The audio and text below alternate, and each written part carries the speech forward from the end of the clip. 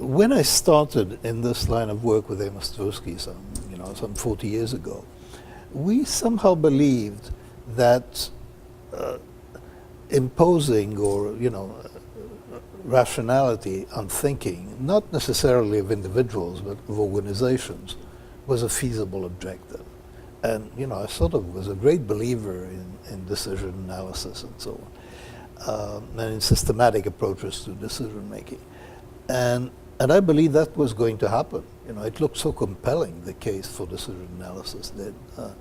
And then it turns out that decision analysis is restricted to a few domains, like oil drilling, but it has not conquered the world as I expected it to. So from that point of view, I may have become a little more pessimistic than I was. I really thought that you could improve systems fairly easily of judgment and of decision making.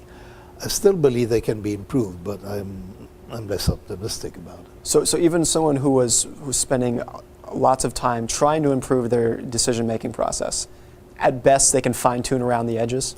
Well, I think there's a big difference between individuals and organizations. I think that individuals cannot do all that much to make themselves wiser. So the book that I wrote was never intended as a self-help book.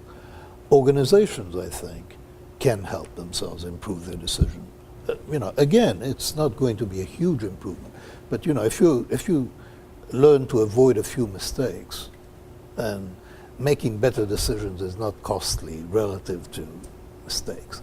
So if you adopt systems that will improve your analysis without paralyzing you, and that's always a risk when you slow yourself down, then I believe that organizations have an opportunity to impose quality control, to ask themselves how they make decisions, to improve the rationality of their meetings.